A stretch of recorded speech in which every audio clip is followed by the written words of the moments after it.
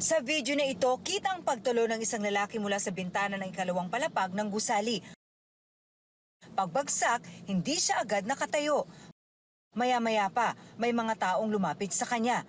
Ayon sa Bulacan Police, nagkabali sa kanang bewang ang lalaki na isang TNVS driver. Nagtangka raw siya noong tumakas mula sa mga taong dumukot umano sa kanya.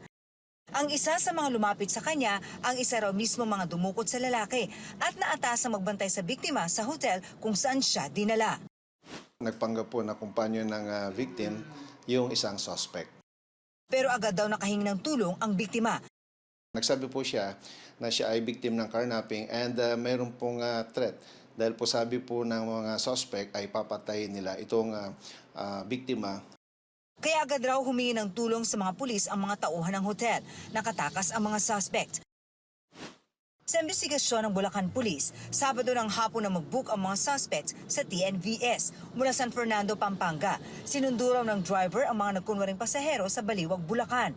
Nagpaikot-ikot raw sila sa iba pang lugar sa Bulacan na nakuhanan pa ng CCTV. Pinutusan po nila yung driver na gumawi papuntang Marilao, Bulacan. Blindfold nila yung driver. So yung driver ay blindfolded at one of the suspect drove the car going to San Rafael, Bulacan. Doon po sila nag-check-in and yung victim was placed under their custody sa loob ng isang kwarto. Sumuko ang babaeng kasama ng grupo sa follow-up operation. Isa-isang natunton ang iba pang suspect. Nahuli sa Baliwag ang isa. So, ang intention niyo talaga is to carnap? Hindi po kanap pa Parang trippings lang din nung sa babae po. Anong gagawin niyo sa sasakyan? Yun nga po, parang sasanla lang po. Naaresto ang dalawang iba pa sa follow-up operation.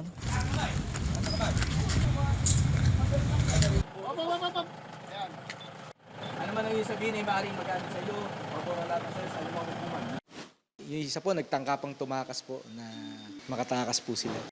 Pag-drive lang po ako. Pero alam mong carnap vehicle ang nagdadrive. Opo. Nagipik lang po. Patuloy ang follow-up operation para matunton ang kinarnap na sasakyan. Hawak na ng Bulacan PNP ang lahat ng suspect na sasampahan ng reklamong paglabag sa serious illegal detention at carnapping. Para sa GMA Integrated News, Marisol Abduraman, Nakatuto, 24 Oras.